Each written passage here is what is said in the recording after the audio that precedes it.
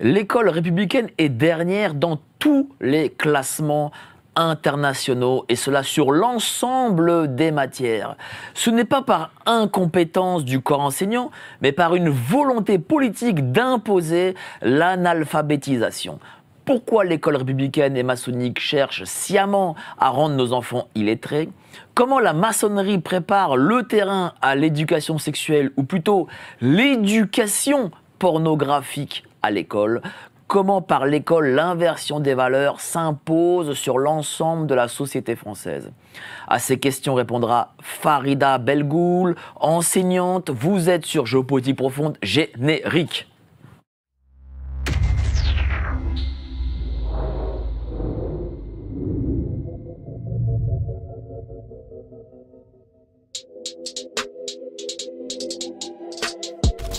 Nous sommes en guerre.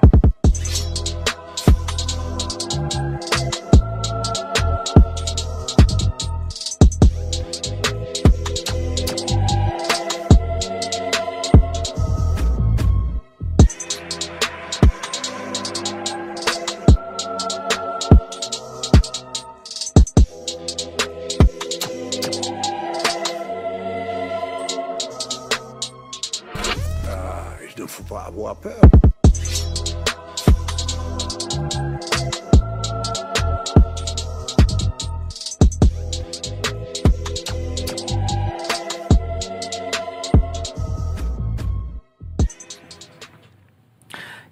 Il ne faut pas avoir peur. Bonsoir à tous, vous êtes sur Géopolitique Profonde, la chaîne qui est là pour remplacer les médias subventionnés. On va parler de l'école, de la franc-maçonnerie, de l'inversion des valeurs, comme évidemment Apolline de Malherbe n'osera jamais le faire. Pourtant, elle l'a voulu, elle l'a souhaité, mais elle ne peut pas. Bouche cousue, bâillonnée par BFM. Donc on le fera à sa place. Mais avant ça, n'oubliez pas, adhérez au club Géopolitique Profonde en y souscrivant, en adhérant, en étant membre du club Géopolitique Profonde. Vous pourrez lire en exclusivité le dernier article, notre ami Youssef Indy et Pierre-Antoine Plaquevent. C'est vraiment une exclue Géopolitique Profonde. Donc, vous cliquez sur le lien ci-dessous. Et puis, n'oubliez pas, il ne faut pas avoir peur. Géopolitiqueprofonde.com, la boutique est ouverte. Alors, je suis vraiment très, très content parce que j'ai là, physiquement, mon ami très cher, Farida Belgoul, qui vient ici. On va parler de l'école ensemble, parce que l'école, ça va toujours pas bien, visiblement. Bon, Farida. écoutez, c'est de pire en pire, Mike. Moi, je suis contente aussi d'être venue ici te voir, parce que je suis toujours en bonne compagnie en ta présence. Donc, tout ça me fait plaisir, et nous allons effectivement parler de l'école, et je crois que les parents s'en inquiètent encore de plus en plus, puisqu'ils savent qu'à la rentrée, le programme attaché à ce qu'on appelle l'éducation affective, qu'il ne faut pas appeler l'éducation affective, parce que ça, c'est de l'enfumage, le gavaudage habituel des mots qui nous est préconisé par les loges de l'éducation nationale. Donc il faut appeler ça l'éducation pornographique ou l'éducation sexuelle, ou en tout cas l'initiation à la sexualité, mais surtout pas mettre dans le vocabulaire des mots qui tendraient à réduire la gravité de la situation et la gravité de ce qui va être imposé à nos enfants, et qui l'est déjà depuis pas mal d'années. Parce qu'il faut quand même expliquer aux parents que cette éducation à la sexualité est imposée déjà en classe depuis pas mal de temps. Moi, j'en parle depuis 10 ans.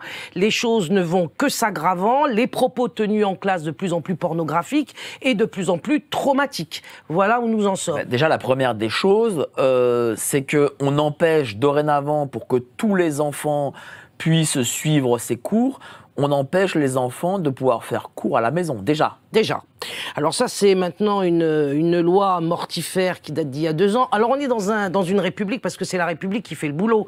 Toujours, je le répète et je le redis encore une fois, entre la France et la République, il y a une différence de grande histoire. La royauté avait ses défauts, mais la République est carrément un régime qui, ayant abattu la royauté catholique née du baptême de Clovis, fait que nous nous retrouvons maintenant dans un régime politique qu'on peut appeler satanique, c'est-à-dire qui inverse tout ce que la royauté catholique avait mis à l'endroit au nom de Dieu, selon la loi naturelle, dans le respect de cette loi naturelle, eh bien le régime satanique maçonnique de la République est là pour inverser tout ce qui peut être inversé pour que nous nous égarions et que nous nous perdions et que nous perdions nos enfants. Donc effectivement, là, nous sommes dans la situation où, tu me disais quoi ? Où on empêche justement à l'école, à la maison, les enfants de rester chez soi. Et donc du coup, tous les enfants suivront ces nouveaux cours, quoi, en fait. Voilà, c'est-à-dire que depuis 2 ans, j'avais perdu un peu le fil parce que toujours, on doit ouvrir des parenthèses dans les parenthèses parce que tu comprends que nous, on a des choses à dire qui sont tellement surprenantes, qui peuvent être tellement choquantes qu'on est obligé de s'expliquer beaucoup. Donc je reviens à la question que tu m'as posée. Cette question, elle est très simple. Ils ont empêché l'école à la maison pour récupérer tous les enfants les plus nombreux pour leur embrigadement. C'est un embrigadement qui commence il y a longtemps. C'est-à-dire que ce que je veux faire comprendre aujourd'hui aux parents, c'est que l'éducation sexuelle ou l'enseignement de la théorie du genre n'arrive pas maintenant comme un cheveu sur la soupe, sous prétexte que 2 ou 3 tarés se seraient infiltrés à l'intérieur de l'éducation nationale. Non, il s'agit d'un véritable complot qui dure depuis très très longtemps. Ça a commencé dans les années 80 avec ce qu'on a appelé le pédagogisme. Alors, j'ai entendu des gens prononcer le mot comme Brigelli, par exemple, ou Anne Coffinier, mais ils n'ont véritablement... Fillon aussi en avait parlé. Voilà, mais ils n'ont jamais véritablement expliqué ce qu'est. Justement, qu'est-ce que c'est ce pédagogisme ? Eh ben, c'est du wokisme. C'est le cheval de Troie du wokisme avant l'heure, si tu veux. C'est-à-dire que nous sommes, avec le wokisme, dans une mentalité, dans une idéologie de la déconstruction. Alors, on va tout déconstruire, c'est-à-dire démolir. Démolir l'homme, démolir la femme, son identité, je veux dire.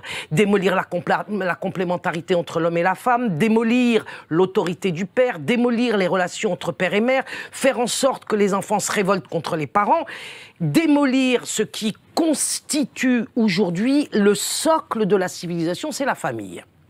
Voilà. Donc nous sommes dans un régime proprement parlé de démons qui ne cherchent qu'à faire en sorte que tout glisse vers le néant ou vers la damnation. C'est selon la façon dont on voit les choses. Et donc cette école à la maison, elle a été interdite pour que tous les enfants soient livrés dès le plus jeune âge. Vincent Payon, lorsque je dirigeais les journées de retrait de l'école, le disait, dès le plus jeune âge. Et avant même... Parce qu'il faut quand même le signaler, avant même qu'ils aient interdit de fait l'école à la maison, parce que c'est pas une vraie interdiction dans le système de la République hypocrite. On fait en sorte qu'on prétend qu'on a de bonnes intentions, et on nous dit que l'enfer est pavé de bonnes intentions. En vérité, ce n'est pas vrai. L'enfer est pavé de mauvaises intentions, et ce sont les intentions de la République. Donc, avant d'interdire de fait, par le régime de l'autorisation, l'école à la maison, ils ont d'abord, effectivement, très malin, imposé l'école à 3 ans de manière obligatoire. Avant, les enfants n'étaient soumis à l'instruction obligatoire qu'à l'âge de 6 ans. Maintenant, c'est à 3 ans. Donc nous avons des petits bébés qui viennent à l'école en pleurant, qui s'accrochent aux jupes de leur mère et que la mère est obligée de lâcher pour les laisser entrer dans cet antre maçonnique où il peut leur arriver absolument n'importe quoi. Et justement, en parlant de maçonnerie, justement, qu'est-ce que tu as pensé du discours d'Emmanuel Macron à la Grande Loge de France, il y a à peu près, je crois, une quinzaine de jours de cela? Alors, je vais te dire quelque chose. Moi, je suis quelqu'un qui dit ne les écoutez pas, ne les croyez pas. Donc, je le fais moi-même. J'ai pas écouté ce discours, mais je sais ce qu'ils disent. Ce qu'ils disent, c'est toujours la même chose. Si tu veux, ils demandent à ce qu'on les écoute, ils demandent à ce qu'on les croie, ils demandent à ce qu'on les considère comme des interlocuteurs crédibles et par conséquent qu'on les suive et qu'on fasse ce qu'ils réclament et qu'on se soumette à leur politique. Donc, quel que soit le discours de ces gens-là, que ce soit celui de Macron, de Mélenchon ou de qui tu voudras me citer, le mot d'ordre, c'est celui de mon père, écoute-les mais ne les crois jamais. C'est la solution. Tu as totalement raison. Et c'est pour ça que je vais quand même t'en parler un peu, parce que je pense que c'est important de le commenter pour ceux qui, justement, n'ont pas écouté. Il a parlé de 2 choses. Il a parlé de la sanctification de la laïcité, bon, évidemment toujours. Et il a parlé de la loi sur l'euthanasie, comme quoi c'était un cadeau fait en gros aux gens. Écoute, la sanctification de la N'oublie pas que la loi sur l'euthanasie, c'est un texte écrit par la maçonnerie. Hein. Bah évidemment, comme la loi pour l'avortement, comme même l'accouchement sans douleur est une décision qui a été prise en loge. Parce que comme le Créateur, dans certains textes sacrés, a dit « tu accoucheras dans la douleur », eux, ils ont fait le contraire, avec les risques évidemment qu'on connaît, et le fait que la femme n'est plus en situation d'accoucher, on va dire de manière naturelle, même si le mot ne plaît pas aujourd'hui à nos petits citoyens modernes. Peu importe, je reviens quand même au cas des enfants qui se retrouvent dans le pédagogisme. Qu'est-ce que ça veut dire le pédagogisme? Et je repasserai ensuite à Macron, je n'oublierai pas, tu me le rappelleras le cas échéant. Le pédagogisme, ça veut dire c'est le wokisme. Le wokisme, c'est la déconstruction de tous les repères traditionnels dont on parlait et qu'on vivait de manière tout à fait naturelle sans même en avoir conscience. Le rapport entre l'homme et la femme, entre les parents et les enfants, entre le père et la mère, entre les élèves, les disciples et le maître.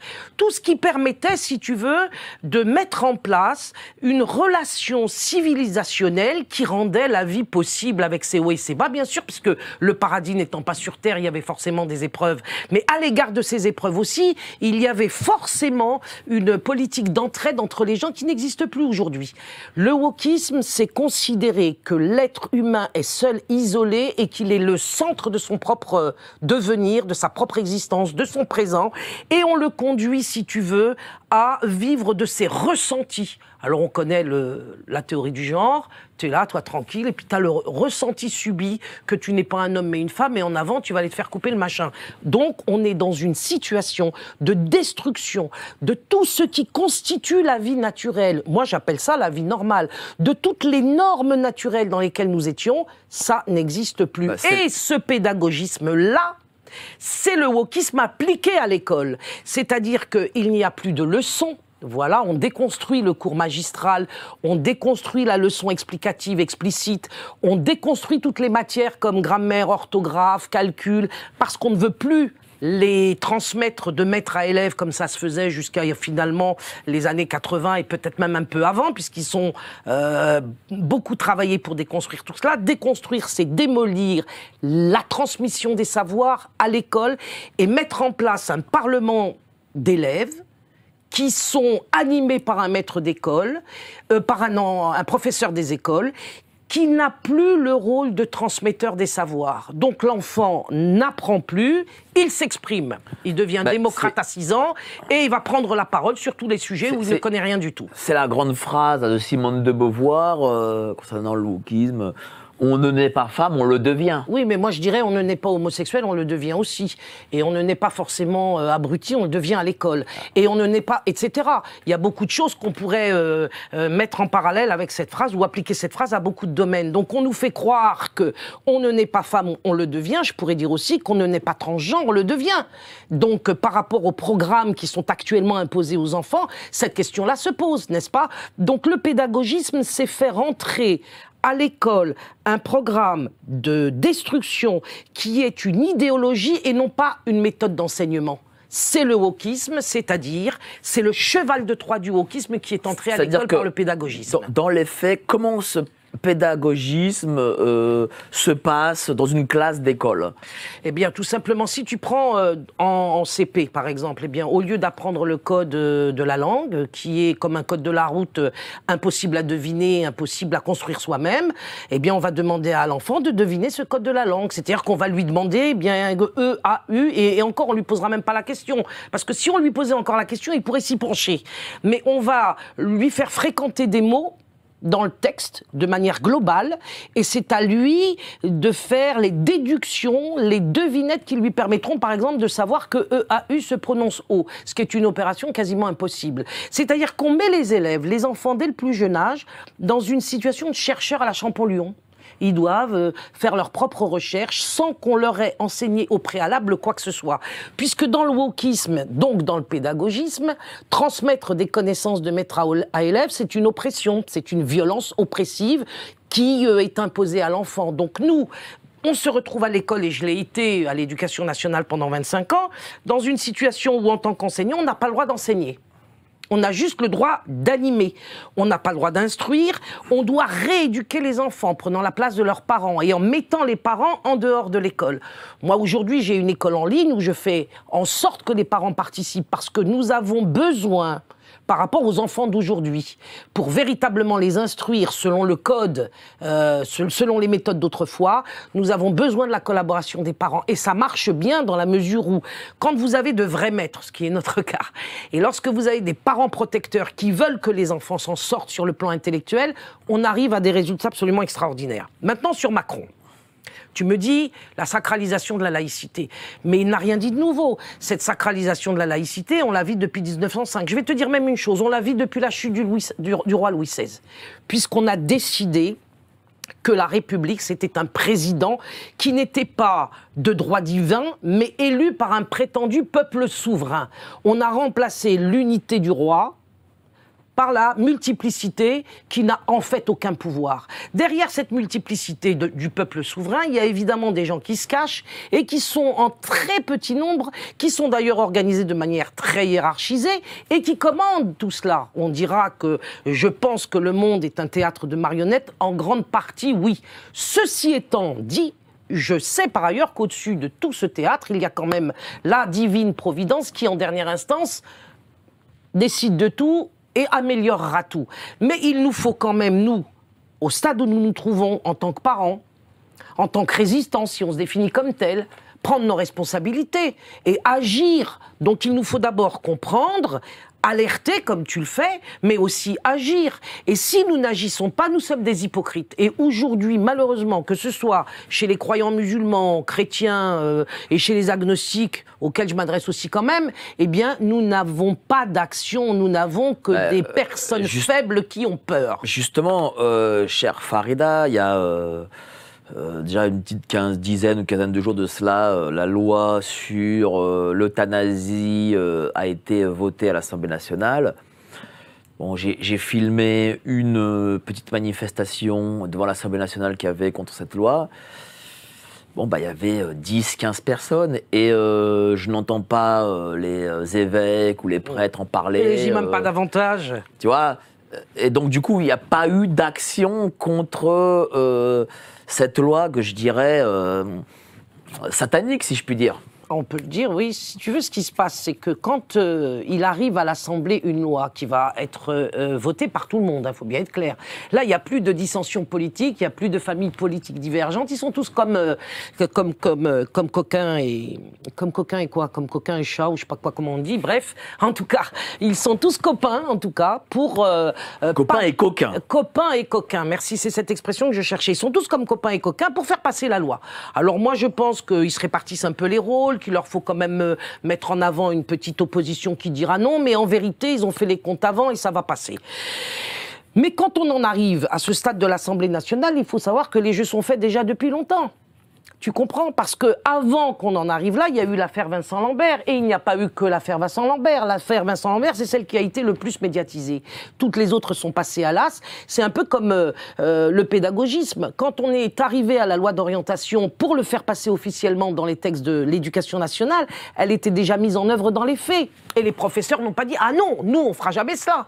On va pas refuser notre rôle de maître pour conduire les enfants à être des illettrés et à fabriquer des wagons d'échecs scolaires. » Donc, à partir du moment où il y a, et c'est pour ça d'ailleurs que le mot consentement revient souvent dans leur bouche, à partir du moment où il y a effectivement un consentement de fait, ils font passer à ce moment-là des textes et des projets de loi à l'Assemblée nationale, sachant que cela va passer parce qu'ils ont fait le boulot avant, de manière extrêmement sournoise, progressive, sur le délai qui leur convient, pour qu'effectivement, ils aient une sorte de mentalité générale qui les porte et les soutienne.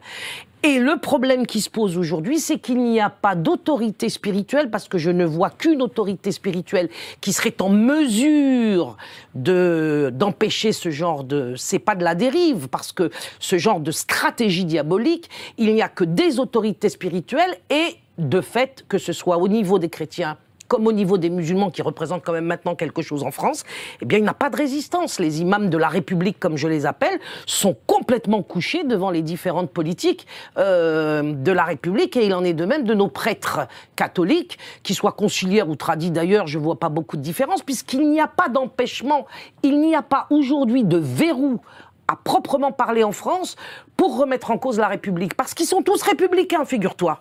Même les catholiques et les musulmans, ils sont républicains.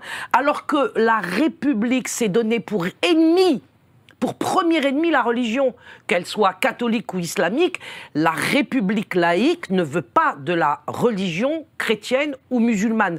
Pour la bonne raison que c'est la laïcité qui est la religion de la République. C'est pour ça que Macron a donc dit sacralisation, sacralité de la laïcité. Parce que comme l'a dit en 2014 Vincent Peillon, il l'a parfaitement expliqué, la laïcité, c'est la religion de la République. Donc elle ne pourra jamais, celle-ci, contrairement d'ailleurs aux autres, cohabiter avec une autre religion. Alors qu'on peut voir dans certains pays, islam et catholicisme cohabiter, tant bien que mal, selon les moments, mais ça peut cohabiter. En revanche, la laïcité ne veut qu'elle.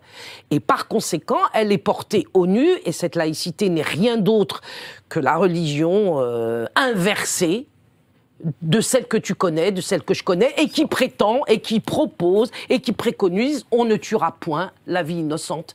Eh bien, avec la loi, aujourd'hui, de l'euthanasie, pour laquelle, normalement, on n'a même pas le droit de parler, mais on peut dire quand même un certain nombre de choses. Il y a un délit d'entrave, comme il y en a eu. Parle-nous-en, tiens, ce délit d'entrave. Parce que là, pour le coup, il est excessivement grave. Hein. Ah oui, alors le délit d'entrave, il est magnifique. Et là, je ne comprends même pas qu'il n'y ait pas une levée de bouclier dans ce pays, de toutes parts. Parce que, et quand je dis de bouclier, c'est de verbes forts et hauts, et d'organisation pacifique, mais forte et ferme. Parce que, aujourd'hui, on nous propose le suicide assisté, qui est d'ailleurs un oxymore, parce que normalement, le suicide, tu te suicides tout seul. Donc maintenant, on veut entraîner des partenaires dans l'identité de criminel, que ce soit des personnels soignants ou des membres de la famille. Donc on va se retrouver avec des pères qui pourraient assassiner leur fils, ou des fils qui pourraient assassiner leur père. On va se retrouver avec des soignants qui n'ont pas voulu, par exemple, se faire injecter, et qui vont se retrouver de nouveau dans la galère, ou qui auront été injectés, qui vont se retrouver devant une nouvelle galère, ils vont devoir tuer ou ne pas tuer. Et s'ils ne tuent pas, ils se retrouvent dans une situation extrêmement difficile à gérer, que personnellement, moi, je gérerais assez facilement. Je dirais comment faut se barrer de ces milieux où on nous propose de tuer les autres. Puisque, aujourd'hui, si on n'applique pas, il faut encore qu'elle passe au Sénat et qu'elle revienne à l'Assemblée. Mais quand il sera question qu'elle soit définitive, cette loi, il faudra tuer autrui pour des raisons soi-disant valables et qui sont tout à fait contestables, mais j'y reviendrai s'il le faut, qui fait que on a dans cette loi un délit d'entrave qui porte la condamnation à 2 ans de prison ferme et à 30 000 € d'amende si on empêche quelqu'un de se suicider ou si on convainc quelqu'un de ne pas se faire euthanasier. C'est-à-dire que si moi, demain, j'ai un proche et que j'essaye de le convaincre de ne pas faire ce suicide assisté, je peux être condamné. Ah oui, mais je ne sais pas que tu peux, tu le seras. Alors que je ne suis pas médecin à rien, en fait. Et de la même façon qu'on ne pourra pas en parler sur le plateau, puisque là, la loi n'étant pas rétroactive et n'étant pas définitive, on peut encore en jeter quelques mots. Moi, ce que je veux dire, je veux partir de l'exemple de Vincent Lambert, que j'ai très bien vécu, puisque j'ai été la seule, avec Roman Rodriguez à l'époque, à suivre cette affaire sur le plan médiatique. Nous avons été dans les rues, dans les manifestations, et on faisait des tournages en direct qui duraient pendant des heures, que ce soit à Reims ou même finalement à côté du tribunal de Paris à la Cité, lorsqu'il a été question d'avoir la décision définitive.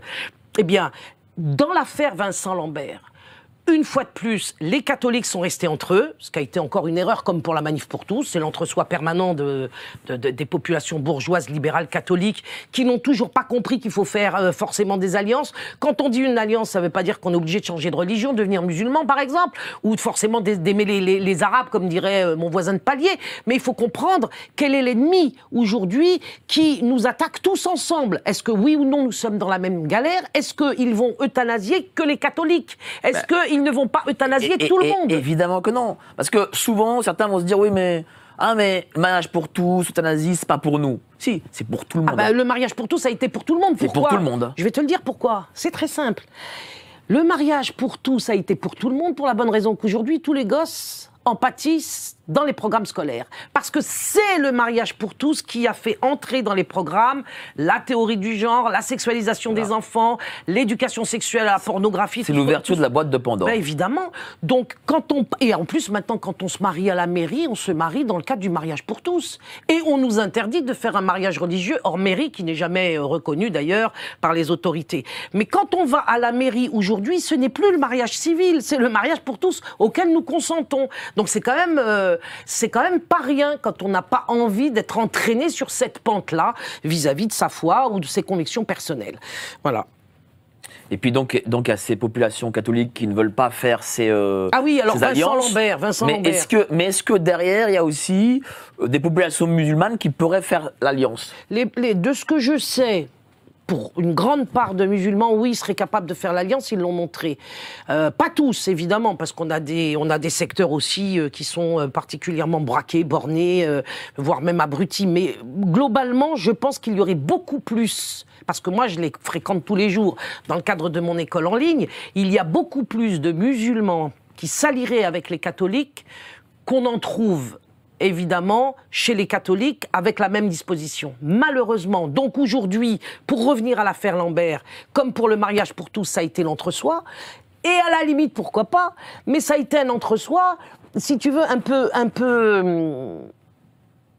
naïf, dans la mesure où ils ont pris comme interlocuteur la justice maçonnique. Donc ça a duré des années, ça a coûté un fric fou, qui a été dépensé dans les procédures pour en arriver de toute façon à la mort de Vincent Lambert dans les conditions où je vais vous les décrire. Il y a eu plusieurs décisions judiciaires qui se sont succédées pendant des années.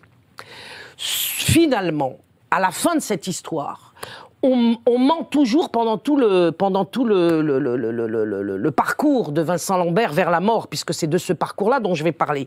On nous dit que Vincent Lambert est dans un état post-relationnel, c'est vrai. Ça veut dire incapable d'avoir des relations comme toi et moi, de pouvoir s'exprimer, etc. Post-relationnel. Et on nous laisse entendre, on ment en prétendant qu'il est rattaché à une machine qui le maintient en vie. C'était totalement faux. Il n'a jamais été rattaché à une machine qui le maintenait en vie. Les gens ont cru qu'il suffisait de débrancher la machine pour qu'il meure. C'est pas du tout le cas. Il n'était pas attaché à une machine. Il était simplement hydraté et alimenté de manière... la tuyauterie un peu. La tuyauterie, voilà. C'est tout. Voilà. Et lorsque la décision a été prise de le tuer, les parents ont encore fait une démarche auprès de l'ONU, auprès du comité de défense des... Oui, parce qu'il faut rappeler que les parents voulaient que leur fils vive, ah oui. Mais c'était la femme de Vincent Lambert et quelques-uns de ses frères qui voulaient qu'il passe de l'autre côté, sous prétexte que c'est ce qu'il aurait voulu s'il avait pu le dire. Mais comme personne n'avait pu parler à sa place, la parole des parents pouvait aussi bien... Il faut savoir que Vincent a été bloqué dans un couloir, entre guillemets, de la mort pendant très longtemps, où il n'a pas reçu, à ma connaissance, les soins qui lui auraient permis, non pas de se guérir totalement, mais au moins d'évoluer... Est-ce qu'on sait ce que fait madame aujourd'hui ? Madame qui ? Madame Lambert, est-ce qu'elle s'est remariée? Est-ce que peut-être depuis... Rachel, oui, la femme de Vincent Lambert. À l'époque où moi j'ai suivi médiatiquement avec ma caméra et mon technicien les événements autour de l'affaire Lambert, comme on l'a appelé, elle était déjà avec un autre mec. Donc nous, donc voilà, on se disait, bon, elle lâche l'affaire, elle laisse le petit aux parents, enfin le petit, elle laisse Vincent à sa mère. Donc on se demande pourquoi elle était aussi ardente pour la mort de son mari, quoi. Oui, alors qu'elle était vraiment maquée avec quelqu'un d'autre à ce moment-là. Bon, pour en revenir à Vincent, je veux le dire, donc il n'était pas attaché à une machine. Finalement, après avoir saisi le comité de défense des droits des handicapés de l'ONU, ils obtiennent la réalimentation, la reprise des traitements, il disait. Alors moi, je vais vous expliquer aux gens ce que c'est que la reprise des traitements lorsqu'on vous parlera d'euthanasier ou pas un membre de votre famille ou votre voisin ou un enfant pris dans l'immeuble. Hein. Il ne s'agit en vérité que d'arrêter l'hydratation et l'alimentation de la personne. Voilà ce que c'est que les soins qu'on a à arrêter. C'est-à-dire qu'en gros, Vincent Lambert, il est mort de faim et de soif. Même sous sédation, c'est horrible. Il a agonisé pendant 9 ans, à ma connaissance. 9 jours. 9 jours, pardon. Il a agonisé pendant 9 jours, merci de me récupérer le bon délai. Pendant 9 jours, il a eu faim et soif. Et il n'est pas le seul, parce que j'en ai connu une autre du côté de la famille Marzouk, quelque part du côté de Tours aussi. On a eu une situation analogue.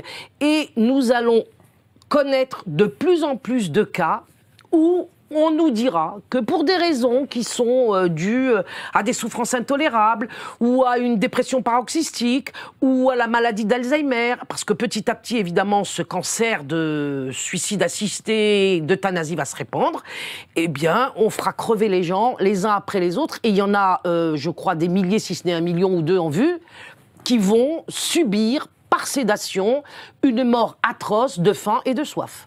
Là, on en est. Je te remercie là-dessus, cher. Mais après, je veux bien revenir sur les enfants. Oui, on va revenir dessus parce que mais je pense qu'il fallait ouvrir la parenthèse.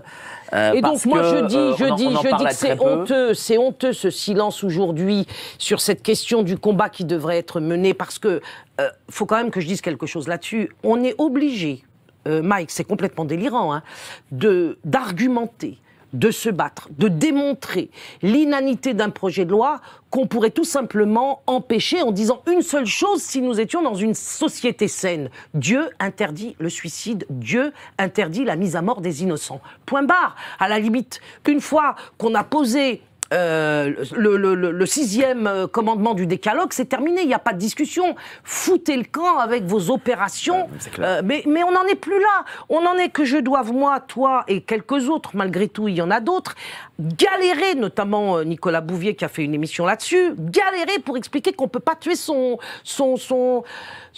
contemporain, ses enfants, les membres de sa famille. De la même façon qu'on ne pouvait pas laisser, qu'on ne peut toujours pas laisser nos enfants dans la gueule du loup, dans une éducation sexuelle qui peut être menée par des gens comme les idéologues LGBT qui n'ont pas d'autre perspective en tête que de faire soi-disant changer de sexe des gamins de 14 ans sans l'autorisation de leurs parents. Lequel changement de sexe est un mensonge, évidemment, dont j'ai souvent parlé, puisqu'en fait, on ne change pas de sexe, on falsifie son identité dans des souffrances atroces. C'est évident. On va en parler, mais avant ça, toi tu dis, justement, l'école est devenue de plus en plus faible parce que derrière, il y a ce plan d'imposer l'éducation sexuelle, le wokisme, etc. Comment tu justifies ça? Le pédagogique. Voilà, mais c'est-à-dire que quoi? C'est-à-dire que, pourquoi, justement, qu'est-ce qui fait que si on est un alphabète lettré, eh ben, on est plus à même d'écouter le wokisme? Comment t'expliques ça? Bah écoute, nous, on a créé une école en ligne qui est une école de soutien, une école de remédiation. On a de plus en plus d'enfants et on se charge de remédier sur 2 matières fondamentales. Le français, qui n'est plus enseigné comme moi je l'enseigne, c'est-à-dire il n'y a plus de grammaire, il n'y a plus d'orthographe, il n'y a plus d'élocution, il n'y a plus de conjugaison, il n'y a plus tout ce qui a constitué, par exemple, ma formation et qui fait qu'aujourd'hui, je suis devant toi, dignement, et j'expose mes idées. Donne-nous justement le nom de ton école, comme ça on la met en direct sur l'écran. C'est l'école du MIP, Mouvement pour l'instruction publique. L'école du MIP. L'école du MIP. MIP. Voilà, on va mettre tout de suite le lien pour que les gens puissent s'y inscrire s'ils sont intéressés. Vas-y, continue. Alors, je vais donner plutôt l'adresse mail où on peut nous écrire. Ah l'adresse mail. Vas-y, donne-nous l'adresse mail. Alors, l'adresse mail, c'est info, singulier, info, arrobase, instruction-du-6 public, tout ça au singulier, .com. Okay. On m'écrit et je réponds toujours. Voilà, donc et d'ailleurs, à ce propos, j'aimerais bien parler de quelque chose. Ce sera à l'écran. Vas-y, écoute, vas-y, parle de ce que tu as envie. Ce dont je voulais parler, c'est que... On était où, là? J'ai un peu reparti. Parce que je voudrais redonner aussi des perspectives aux parents. D'abord, qu'est-ce qui fait que... T'inquiète pas, il nous reste encore une heure. Qu'est-ce qui fait que, en imposant l'analphabétisme, eh bien, on est plus à même en tant qu'enfant d'être sujet à ces questions de genre, etc. Tu vois, c'est très simple. Enfin, c'est très simple. Il faut le comprendre de la manière... Quand on est maltraité, on ne devient pas plus fort parce qu'on a été maltraité. Moi, il est vrai que quand j'étais enfant ou adolescente ou jeune adulte, je me disais, mais la maltraitance, ça peut que créer des rebelles. Pas du tout, ça crée des soumis. Ça crée des pauvres gens qui n'ont pas une architecture morale et un squelette fort pour pouvoir rentrer justement dans la réalité, la regarder en face, parce qu'ils sont pleins de traumas. Le trauma produit du déni, le déni produit une mémoire faible, traumatique comme on l'appelle. Donc lorsque on maltraite intellectuellement à l'école pendant des années des enfants, ils deviennent très faibles même. La maltraitance intellectuel a exactement et produit exactement les mêmes résultats que la maltraitance physique, voire même parfois pire. Pourquoi ? Parce que Dieu a créé le cerveau selon un certain nombre de modalités de fonctionnement. On va dire que ce fonctionnement divin du cerveau, on va l'appeler le fonctionnement à l'endroit. D'accord ? C'est-à-dire que on va apprendre à lire avec de la syllabique, en fournissant à l'enfant le code de la langue, en partant des éléments le plus simples, en allant doucement, progressivement, grâce à la transmission du maître, vers les sons les plus compliqués. Lorsque tu prends un enfant et que tu lui fais marcher ce cerveau à l'endroit, il va savoir lire, écrire, parler, se défendre. Parce que lire, écrire, parler et compter construit la forteresse de chacun d'entre nous, la forteresse personnelle et familiale, pour être en mesure de vivre, d'être bon, éventuellement, et d'être en mesure de se défendre quand on est attaqué. Mais lorsqu'on a fait fonctionner le cerveau à l'envers, c'est-à-dire qu'au lieu d'apporter la méthode alphabétique syllabique aux enfants, on apporte aux enfants très tôt la méthode globale qui fait fonctionner le cerveau à l'envers, je peux l'expliquer mais ce serait trop long, qu'on me fasse confiance là-dessus, et on peut se renseigner par ailleurs. On fait fonctionner le cerveau à l'envers avec la méthode globale. Qu'est-ce que ça produit ? Ça produit que l'enfant a en lui un déséquilibre qui peu à peu l'affaiblit. Il y a la destruction, la déconstruction, puisqu'ils sont si forts avec ce terme, et en fait c'est une démolition de l'estime de soi, c'est une démolition des savoirs, c'est une démolition de la relation à l'instruction, c'est la fabrication du décrochage et de l'échec scolaire. Quand tu es en échec scolaire, contrairement à ce que racontent tous les gens injustes, tu es malheureux. Les enfants, moi j'en ai plein dans mon école et aujourd'hui j'ai une équipe qui m'aide justement selon la norme traditionnelle à enseigner à ces gamins.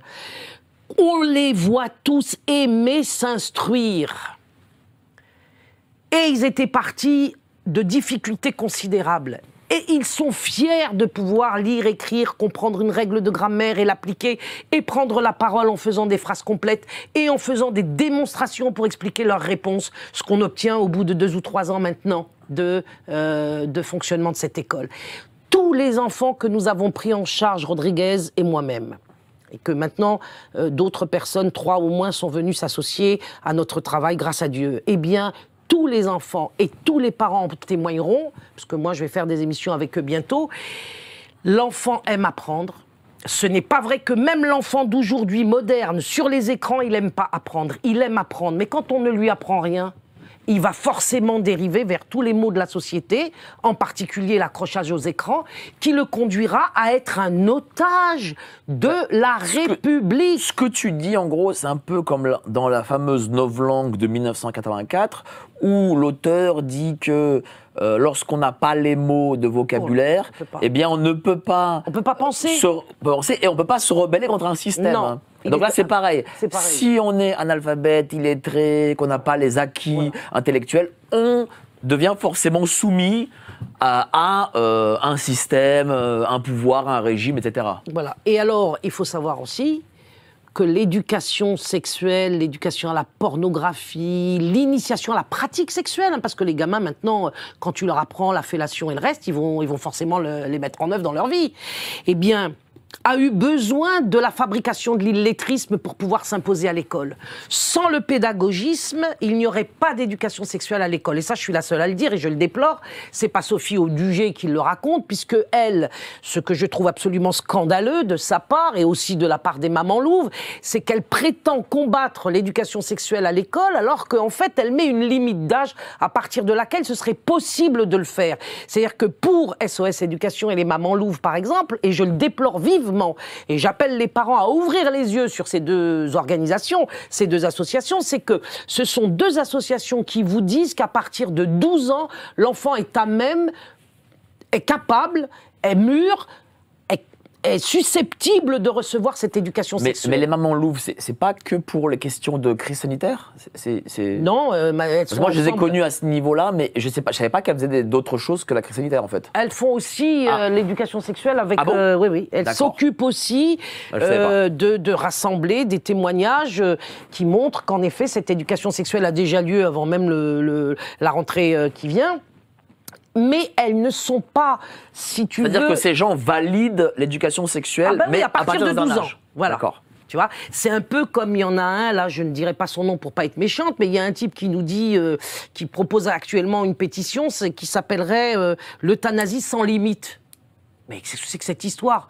C'est pas l'euthanasie sans limite qu'il faut combattre, c'est l'euthanasie tout court. Parce que quand on dit euthanasie sans limite, qui est le titre de sa pétition, ça voudrait dire qu'il y a une limite en dessous de laquelle on peut euthanasier. C'est-à-dire que ça sous-entend qu'on ne pourrait pas, par exemple, euthanasier des mineurs. Mais on pourrait euthanasier des vieux, l'euthanasie sans limite. De la même façon que Auduget, elle parle de dérive de l'éducation sexuelle à l'école. Il ne s'agit pas de dérive, il s'agit d'un plan concerté depuis très longtemps. Et que quand on dit dérive, ça laisse entendre qu'une certaine éducation sexuelle pourrait être envisagée à délivrer aux enfants. Ce que donc, il conclut fatalement que c'est possible à partir de 12 ans. Comment t'expliques que des associations ou des personnalités privées soient dans une forme de demi-mesure comme celle-là? Parce que voilà. Ils ont dégénéré par les actions et les coups de butoir de la République qui n'arrêtent pas depuis des décennies de leur faire prendre des vessies pour des lanternes. Et puis il y a des complices, et puis il y a des capots, et puis il y a des collabos, et puis il n'y a plus d'élite au vrai sens du terme. C'est-à-dire que ceux qui nous gouvernent, qu'on appelle les élites, c'est encore un problème de galvaudage des mots dû à la maçonnerie. Ce ne sont pas des élites, ceux qui nous gouvernent, ce sont des contre-élites. Les élites, c'était peut-être Charlemagne, comment s'appelle Louis XVI et compagnie. Ça, c'était des élites dans le sens où une élite, par définition, c'est celle qui se charge de faire du bien au peuple. Alors, ils y arrivent pas, il y a des hauts, il y a des bas, mais c'est sacrificiel en direction d'autrui. Les contre-élites, ce sont celles qui tirent justement avantage de la souffrance du peuple. Les contre-élites, ce sont des pervers. Est-ce que ça signifie que parmi des gens qui se disent un peu dans une forme d'opposition, eh ben, il n'y avait pas une forme d'opposition contrôlée, si je puis dire? Ah, tout à fait, bien sûr. L'opposition contrôlée, moi, j'ai pas voulu employer le terme parce qu'il est lui aussi galvaudé. Oui, mais il est aussi galvaudé dans le sens où on va finir par croire que je récite une leçon. Non, pas du tout. Moi, je donne des faits. Est-ce que oui ou non, parents, vous voulez que vos enfants subissent, parce que c'est le mot qu'il faut employer, des cours d'éducation sexuelle pornographique qu'elles condamnent par ailleurs à partir de l'âge de 12 ans? Enfin, à 12 ans, on reste un bébé. Moi, je ne veux pas d'éducation sexuelle du tout à l'école, jusqu'à la fin de la terminale et au-delà. Je pense qu'une école est devenue une fausse école à partir du moment, et je vais employer le terme vulgaire parce qu'il n'y a que comme ça parfois qu'on se fait comprendre, l'école est devenue une fausse école à partir du moment où on y intègre un enseignement sexuel dans les murs. Qu'est-ce que tu répondrais à certains de nos amis qui nous disent oui, mais quand même, le fait que cette éducation sexuelle, ça permet de protéger les enfants par rapport aux pédophiles ou d'apprendre des choses sur son corps ou j'en sais rien. Qu'est-ce que tu répondrais à ces gens-là? Parce que j'ai des amis sincères, qui comprennent pas spécialement, mais qui me posent parfois cette question. Eh bien, ils se trompent. Moi, je vais très bien m'expliquer là-dessus. Au contraire, l'éducation sexuelle prépare l'enfant à la coucherie avec l'adulte. Et lorsque l'enfant, ayant couché avec l'adulte, par exemple son père ou sa mère, viendra se plaindre dans un tribunal, si tant est qu'il lui fait confiance à ce tribunal, ce que je conseille à personne d'y aller, mais bon, c'est une autre histoire, eh bien, on conclura, le juge dira, mais votre enfant savait ce qu'il faisait, puisqu'il a employé les termes savants qui décrivent, au moment où la police l'a interrogé, ce qui lui est arrivé. À partir du moment où il décrit en termes, je dirais, professionnels, ce qui lui est arrivé, on parlera du consentement de l'enfant. Donc, l'éducation sexuelle est faite pour préparer les enfants à accepter des choses, et les parents également, qu'ils n'auraient jamais acceptées justement dans leur prime nature, c'est-à-dire dans l'ignorance qui les protégeait. Parce que figure-toi que l'innocence protège. Parce que l'enfant, sa pudeur, je dirais naturelle, son innocence primordiale, fait qu'il va être en suspicion ou en sidération par rapport à un adulte prédateur. Mais il sera au moins pas complice. Parce que là, on pourra, en lui apprenant des choses, et c'est extrêmement pervers, faire même déduire à l'enfant, comme ils veulent le faire dans la méthode globale, ce que veut l'adulte sans que l'adulte ait besoin de le demander, de manière clair et net. C'est-à-dire qu'un enfant pourra comprendre, je ne sais pas comment le dire, que cet adulte en face de lui veut une fellation, alors même que celui-ci n'aura pas prononcé le mot, mais aura simplement mis l'enfant dans une situation avec un certain nombre de mots-clés, le gosse va comprendre. Alors qu'avant, il ne peut pas le comprendre lorsque cette éducation sexuelle n'a pas eu lieu. De surcroît, la sexualité, c'est un domaine qui est particulièrement périlleux, parce qu'elle est excitante. C'est-à-dire qu'on a des cours dans des classes mixtes, d'enfants qui sont mélangés, et dont on ne sait pas ce que les uns et les autres vivent, ce que les uns et les autres comprennent. Mais on sait que parler de sexe, ça excite. Ça peut même exciter le prof qui en parle. Donc on met des gens, des enseignants, des enfants, dans une situation, je dirais, d'excitation sexuelle qui va déboucher à quoi ? À certainement pas la protection de l'enfant face aux pédocriminels.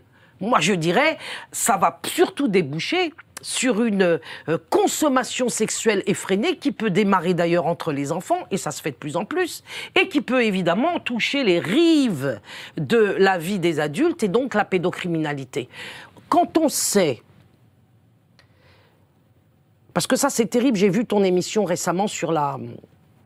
Ça me bouleverse, la prostitution des mineurs. Bon, la dame qui était là disait quand on est majeur, je m'en fous. Mais non, majeur, c'est 18 ans, c'est un gamin encore. Moi, je m'en fous pas.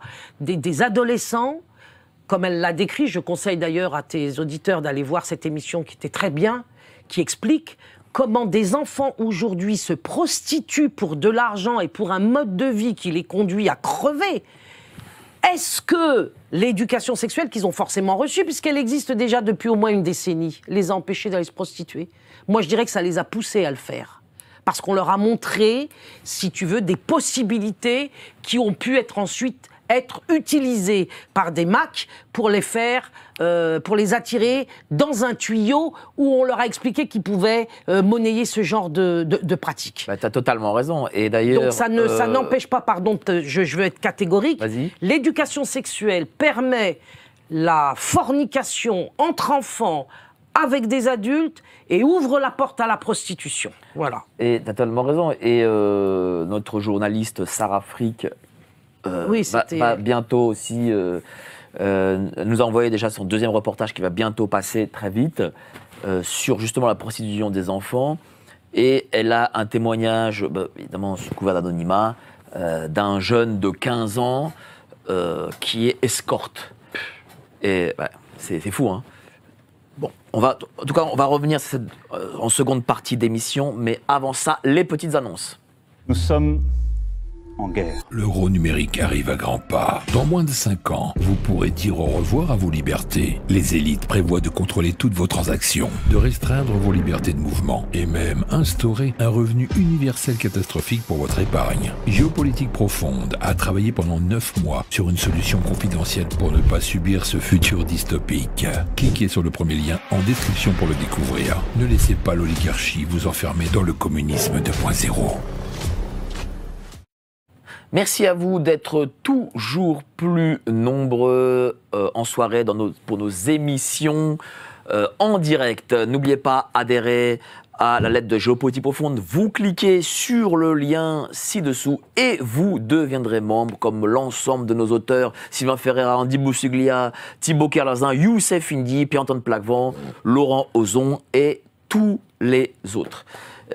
Chère Farida, en effet, tu as totalement raison. Par exemple, on a appris par Le Parisien qui est pourtant un journal mainstream, que 15 000 enfants de l'aide sociale à l'enfance se prostituaient. Ouais. Donc, alors ça, c'est le second volet dans lequel je voulais me lancer également, c'est que tu as évoqué tout à l'heure l'interdiction de fait de l'instruction en famille, et les parents, par rapport à cet enseignement pornographique de la sexualité à l'école, aujourd'hui, ils sont extrêmement inquiets. Il n'y a personne qui leur dit qu'il ne faut pas s'y soumettre, parce que de toute façon, personne n'a les moyens, puisqu'il n'y a pas de radicalité au vrai sens du terme. La radicalité, qu'est-ce que c'est ? C'est de dire non. C'est pas de dire, ah bah oui, à partir des 12 ans, ce serait peut-être pas si mal. Non. On dit non, point barre. Et on ne peut pas amener nos enfants dans une école. J'ai entendu une affaire récemment du côté de Montpellier. Enfin bon, je ne devrais peut-être pas dire la ville, mais en tout cas où il a été question, dans un établissement et dans une classe d'enfants assez petit, je ne vais pas dire l'âge non plus, où on a apporté un échantillon de spermatozoïdes en classe. Donc ça, il faut quand même se rendre compte que c'est complètement délirant. Alors on peut mettre l'article là, du Parisien, voilà. C'est pas, faut dire que c'est pas une bêtise, hein, prostitution de mineurs. Une étude avance le chiffre de 15 000 victimes parmi les enfants suivis. Donc voilà. maintenant, et le Parisien, alors j'imagine que ça doit être bien plus que 15 000. Alors maintenant, ce qui se passe aussi, c'est que lorsque des parents veulent, et c'est là-dessus que je terminerai l'émission, parce que je dois donner des conseils pour que au moins mon passage soit utile, ici soit utile également, c'est-à-dire soit utile concrètement. Lorsque des parents ne veulent pas que les enfants participent aux cours d'éducation sexuelle, c'est une situation qui est kafkaïenne. D'abord, ils n'en connaissent pas la date. Si après, ils vont s'en plaindre lorsque l'enfant a subi cette abomination et que certains d'entre eux sortent complètement traumatisés pour de bon, eh bien, ils se retrouvent avec des signalements et des informations préoccupantes qui ouvrent la porte au placement abusif à l'ASE, pour finir là. Donc, on sait très bien que la pornographie joue aujourd'hui dans la jeunesse et même chez les adultes un rôle mortifère quant à l'équilibre mental de ceux qui l'en consomment quotidiennement ou même de manière épisodique. Si réellement on voulait sauver les enfants de ces maux, on empêcherait la pornographie tout simplement d'être diffusée.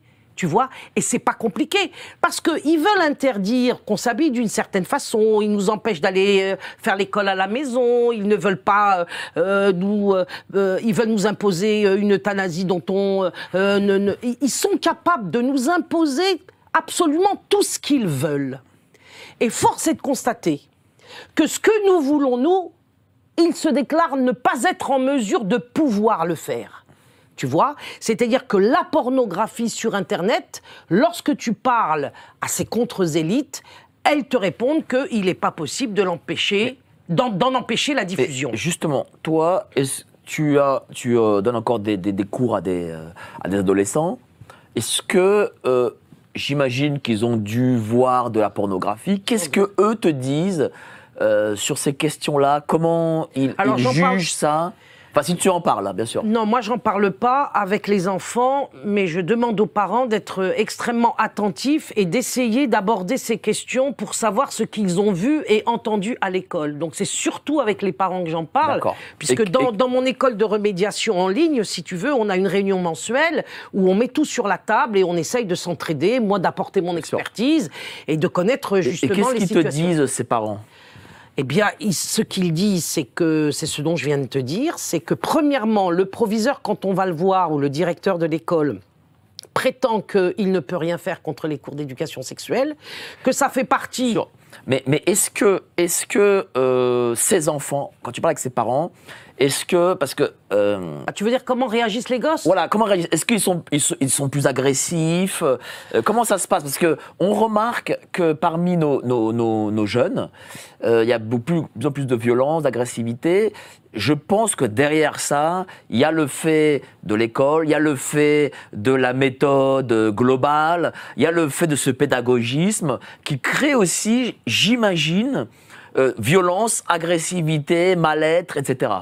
Le problème de ce à quoi sont confrontés les parents aujourd'hui en France, c'est pour ça que c'est super grave, c'est que certains d'entre eux vont tenir à la maison les propos que nous tenons là, devant leurs enfants, en essayant d'apporter des ressources mentales ou intellectuelles à leurs gosses pour se prémunir, comme si un enfant pouvait se protéger tout seul, c'est le monde à l'envers. Et le lendemain matin, ils amènent le gamin à l'école. Donc il y a un manque de cohérence, si tu veux. La scolarisation obligatoire à 3 ans, l'impossibilité de faire l'école à la maison, conduisent les familles dans une situation kafkaïenne, abominable, ingérable sur le sol de la République française. Parce que comment expliquer à un gamin que la sexualisation, c'est pas bien, que les méthodes employées à l'école sont mauvaises, qu'il faut que tu fasses des cours avec Farida en plus le week-end, que ci, que là, alors que le matin, la mère t'y conduit dans la gueule du loup. Donc les enfants vivent une schizophrénie ou un double bind, je ne sais pas si tu sais, une double contrainte psychologique qui est complètement délirante. C'est-à-dire que c'est un peu la double contrainte que j'ai vécue moi-même quand mon père me disait « écoute-les mais ne les crois jamais ». Tu vois, c'est terrible. C'est-à-dire que c'est l'impuissance du père qui s'exprime là, mais qui en même temps m'a, au bout du compte, mais des années, des décennies après, m'a permis de me protéger quand même. Mais quand tu as 8 ans, tu comprends rien du tout. Comment ça, je les écoute et en même temps, je les crois pas? Parce que si je les crois pas, ben, je dois pas les écouter. Eh bien, les enfants aujourd'hui sont dans la situation dans laquelle j'étais pour des raisons beaucoup plus graves que celles que moi j'ai rencontrées. Parce que moi, j'ai été dans une école qui instruisait. J'ai 67 ans, donc à l'époque, on instruisait. Il y a 60 ans, quand j'avais 7 ans. Aujourd'hui, les enfants sont dans un double bind, dans une double contrainte, dans écoute-les mais ne les crois jamais, qui n'est pas gérable. Surtout qu'aujourd'hui, on est arrivé à toucher à l'intime en public en classe. Donc là, c'est l'apothéose du traumatisme et de la violence psychique qu'on fait subir aux enfants. Et les parents sont impuissants. Alors que font les gosses? Tu me demandes que font les gosses? Ben, dans cette situation, ils comprennent bien que leurs parents sont impuissants. Alors ils se taisent. Déjà, par définition, enfant vient du latin infans, qui veut dire celui qui ne parle pas. On le sait. Un enfant ne parle pas tout de suite. Et il va se mettre à moins parler pour protéger ses parents. Parce qu'il sait que ses parents, qui lui parlent tous les jours de ce problème auquel ils sont confrontés, s'ils savaient ce qu'il endurait par rapport à cela lui-même à l'école, ben que ses parents souffriraient. Donc il y a beaucoup d'enfants qui ne disent rien à leurs parents. Pour les protéger. Et donc du c'est coup, encore une fois le monde à l'envers. Ah oui, et donc du coup, les parents ne se rendent pas compte de la réalité de ce qui se passe dans les écoles. Exactement. De la même façon que l'enfant n'a pas dit qu'on ne lui apprenait pas à lire, on ne lui apprenait pas à écrire, qu'on lui dit simplement de s'amuser, que le maître est devenu un animateur. Et d'ailleurs, il est peut-être même pas en mesure lui-même de le comprendre. Mais par contre, au niveau de la sexualisation à l'école, les gosses comprennent quand on leur apporte une banane et qu'on leur fait poser dessus un préservatif, ils voient bien qu'il y a un problème. Ben ça, ils le disent pas aux parents. Ou alors, ça vient... Moi, j'ai une enfant qui l'a dit 5 ans après, quand elle avait 19-20 ans, à sa mère. Mais au moment où ça a eu lieu, pour te dire que c'est vieux. Pour te dire que c'est vieux. Donc, la sexualisation d'aujourd'hui, elle n'a pas reçu la volée de bouclier dont je parlais tout à l'heure qu'elle méritait depuis son installation. Donc ni les prêtres, ni les imams, ni les élites soi-disant souverainistes qui défendraient le peuple n'ont été en mesure et n'ont voulu faire quoi que ce soit. Parce qu'en fait, ils sont d'accord. Hein. Tu vois, sur la question de dire « Ah ben oui... quand on souffre tant, il faut pratiquer l'euthanasie », mais qu'est-ce qu'ils savent exactement de ce que la personne post-relationnelle subit. Mais il y a la sexualisation, mais il y a aussi la théorie du genre. Ah, alors la théorie du genre, ça c'est magnifique. C'est-à-dire que moi j'en ai parlé c'était en janvier 2014, j'ai lancé les journées de retrait de l'école, qui ont fini par vaincre pour dire que quand on se mobilise vraiment de manière radicale, c'est-à-dire en prenant les choses à la racine, eh bien, nous pouvons obtenir des résultats, mais le problème après, c'est que ça part à volo parce que personne ne veut prendre la suite du marathon, parce que c'était évident que nous avions une situation où nous pouvions gagner une bataille, mais qu'on n'allait pas gagner la guerre. C'est pas parce que nous avions gagné cette bataille qu'en face, les LGBT et tous ceux qui les financent céderaient la place. Bien évidemment que non. Il fallait continuer. Au lieu de ça, on a tout fait pour démolir le mouvement JRE, comme d'habitude. Mais je vais te dire une chose, je vois que ce plan diabolique, il est, en tout cas en Occident, c'est la priorité numéro 1. Et je vais te donner un exemple. Je ne sais pas si tu as entendu parler de l'agence USAID, l'agence américaine que Trump est en train de démanteler. 150 milliards par an de subventions, dont 75% sur les questions LGBT. Alors LGBT, au Rwanda, en Ouganda, en Égypte, voilà, Sénégal, en Argentine, machin, enfin... tu vois Mélenchon... Il y a aussi la même chose avec l'AFD, l'Agence française au développement. Bon, c'est plus petit, mais il y a quand même 10-15 milliards par an aussi. Voilà. Enfin, c'est hallucinant. Voilà. Et t'as Mélenchon aussi dans le package qui y va en Afrique pour expliquer aux dirigeants africains et au peuple africain au Sénégal que, écoutez, pourquoi pas, homme-homme, ça peut être formidable. Voilà. Bah d'ailleurs, tu sais quoi, tiens, en parlant de Mélenchon... Moi, je voudrais dire, à propos de Mélenchon, s'il y a des musulmans qui m'écoutent... Vas-y, parle-en, je vais te dire un truc sur Mélenchon, vas-y. Mélenchon, aujourd'hui, il est soi-disant pro-palestinien, il est contre le génocide à Gaza, il est pour qu'on préserve les musulmans de France, dont il estime qu'on les attaque trop souvent. Moi, je dis aux musulmans qui gobent, ne le croyez pas. Ne le croyez pas. Parce qu'on ne peut pas décemment être là et là à la fois. Tu vois, soit on est dans le bon parti, je veux dire dans le bon camp, quelle que soit sa couleur politique, soit on n'est pas dans le bon camp. Moi, je veux savoir si M. Mélenchon n'a pas voté pour la légalisation de l'euthanasie. En tout cas, je sais que c'est un transhumaniste. Je sais qu'il est pour le transgenrisme, je sais qu'il est pour l'éducation sexuelle, je sais qu'il est pour tout ce qui n'est pas admissible du point de vue de la religion musulmane, pas davantage du point de vue de la religion catholique. Tu sais, je vais te dire une chose. Donc les musulmans, il faut arrêter de faire n'importe quoi, de faire n'importe quoi et de voter pour vos propres ennemis tout simplement parce que ce sont de très bons manipulateurs pervers. Et je vais te dire une chose. Mélenchon, j'ai fait un reportage sur sa dernière manifestation où, franchement, il faut vraiment y être pour le voir, où tu as le cortège des Blancs de la LFI devant, et tu as tous les autres derrière mais dans un autre cortège, 10 mètres derrière. Et moi, je vais te dire une chose, et dans le cortège 10 mètres derrière, tu as des gens dont tu te dis, ouais, quand même, ils sont un peu bizarres. Mais tout ça, c'est fait exprès. Hein. Et moi, je le dis à ceux qui nous regardent, et beaucoup de musulmans nous regardent pour le coup, qu'ils soient africains, maghrébins ou autres. Pour moi, LFI, qui est un républicain, qui est une émanation de la République. C'est un franc-mac même, je pense. Ben oui, c'est un franc-mac. Eh bien, il crée lui-même de l'islamophobie. Bien sûr. Mais ça, c'est une pure réalité. Mais bien sûr. Donc là, nous avons encore affaire. On a affaire avec Mélenchon à une immense manipulation. Et tu vois, l'illettrisme, ça sert à ça. Ça sert à se faire manipuler par des mecs comme Mélenchon. Parce qu'il n'y a pas de discernement qui peut se construire, puisque tu n'as pas les moyens d'aller faire tes propres recherches, puisque tu es un illettré, et que cet illettrisme t'a conduit à gober, à jouer sur Internet avec des jeux vidéo débiles, à écouter le premier qui va te faire monter ton ego ou ton estime de toi-même pour pas un rond. Et donc, forcément, tu vas foncer comme le taureau sur le chiffon rouge pour te faire déglinguer. Parce qu'à la fin, quand t'as foncé sur le chiffon rouge, tu te fais... voilà. Mais c'est évident. Et Mélenchon, c'est vraiment un ennemi de l'immigration. C'est un ennemi des musulmans. En tant que franc-maçon, il est ennemi de toutes les religions. C'est un laïcat radical, radicalisé. Et il est simplement en train de faire croire aux musulmans, parce que les catholiques, il les a perdus depuis longtemps, on le sait. Mais pour l'instant, son enjeu, c'est faire croire aux musulmans qu'il est de leur côté, alors qu'en vérité, tout ce qu'il préconise dans son programme politique est anti-islamique, totalement anti-islamique, c'est-à-dire anti-traditionnel et par conséquent également anti-chrétien. Parce que ces gens-là se donnent la main, c'est ce que je voudrais que les gens comprennent.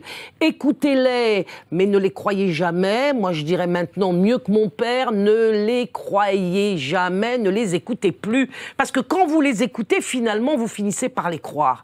Aujourd'hui, si je peux proposer des choses aux gens... Il le faut. Ils le font. Alors déjà, moi, par rapport à mon école de soutien et de remédiation de tous ces enfants qui souffrent à l'éducation nationale parce qu'on fait fonctionner leur cerveau à l'envers et que moi, je me bats corps et âme avec ma petite équipe pour faire en sorte que on ne redresse leur situation intellectuelle, c'est leur situation intellectuelle redressée qui va leur permettre de se défendre. Déjà, le mail info@instruction-public.com. Et ma chaîne YouTube, Farida Belgoul. Je suis sur YouTube, j'ai une chaîne où j'ai beaucoup parlé de tout cela. Et donc, voilà, tu as ces cours. Ce que je voudrais, je voudrais j'ai travaillé avec Rodriguez pendant 3 ans. Rodriguez, c'est qui? C'est Roman, mon collaborateur, qui est également professeur de mathématiques admirable dans cette école. Bien. Nous avons travaillé 3 ans bénévolement, puisque nous avons toujours été, depuis ces 10, 11 dernières années... Tu donnais des cours tous les matins, je le rappelle aux gens qui nous regardent, tous les matins à 7h du matin, je crois. 6h30. À 6h30 du matin. Avant que les gamins aillent à l'école. À des enfants avec leurs parents, oui. Qui ont entre 7 et 13 ans, c'est ça? Entre 7 ans, non. De 8 ans à 15 ans. Voilà, de 8 ans à 15 ans, pour leur faire monter, enfin pour les apprendre à lire, à écrire, à compter. Voilà. Et à réfléchir. Et pour leur faire monter le niveau. Et ça marche. Parce que leur niveau, tu l'avais déjà dit, tu étais déjà passé ici pour dire que voilà, leur niveau était très faible. Très faible. C'est-à-dire qu'il avait 15 ans, Roman avait dit qu'il n'arrivait pas à solutionner un problème. On disait, on achetait 2 pommes et 2 poires, combien ça fait, enfin voilà. C'était des choses simples qui ne parviennent absolument pas à gérer sur le plan intellectuel. Donc tu faisais ça pendant 3 ans. Je faisais ça pendant 3 ans. Cette année, on ne l'a pas fait à 6h30 du matin. On travaillait de 6h30 du matin à 7h30 du matin bénévolement pendant 2 ans. Et puis, on a fait plutôt un autre protocole pour varier un peu pour les gosses, parce que ces gosses-là, je les ai maintenant depuis 3 ans. Il y en a des nouveaux, évidemment, qui sont venus entre-temps. Et on fait plutôt un protocole le samedi et le dimanche, puisque la semaine, ils sont pris dans la gueule du loup. Bien. Mais on constate une chose extraordinaire. C'est que le peu d'heures durant lesquelles ils travaillent avec nous, ça les structure de telle façon qu'ils arrivent à s'en sortir après la semaine à l'école. Pas tout de suite, mais au bout de quelques mois. Petit à petit, ils finissent justement mentalement à comprendre comment les mécanismes de l'instruction marchent, parce qu'on les met en œuvre. Et on leur donne aussi un petit travail à faire avec leurs parents pendant la semaine. On collabore énormément avec les parents. On explique aux parents ce que subissent les enfants. On a une réunion mensuelle qui est une espèce de conseil de famille où j'aide tous les parents par mon expertise à savoir se comporter avec les gosses et surtout à savoir se comporter avec l'administration scolaire. Parce que très souvent, les parents vont à l'école péter les plombs et c'est exactement ce qu'il ne faut pas faire. Aller à l'école péter les plombs, c'est la garantie du placement abusif. Donc j'apprends aux parents justement à gérer les conflits avec l'administration scolaire. La règle d'or, c'est le moins de contact possible avec eux. Ça veut dire, ce que tu dis, c'est que si un parent va se plaindre des matières à l'école, là, c'est direction ASE et compagnie. Il y a de fortes chances, oui. Et en particulier quand on touche à l'éducation sexuelle qui est subie par un enfant, on y va. Oui, il y a de fortes chances qu'on se retrouve avec un signalement parce que, justement, on est la forte tête de l'établissement. Et quand on y rentre, on n'y sort pas. Ouais, non, quand on a ça, il faut tout de suite se barrer. Parce que tant qu'on n'a pas de jugement sur les côtelettes, là, il faut vraiment sauver les gamins. Ce qui est évidemment assez difficile. Donc moi, si tu veux, on a travaillé donc, ces 3 années bénévolement. C'est un modèle économique qui ne peut pas être durable parce que plus on aura des enfants, et on en a de plus en plus, et plus il faudra qu'on ne se limite pas à nos 2 seules personnes.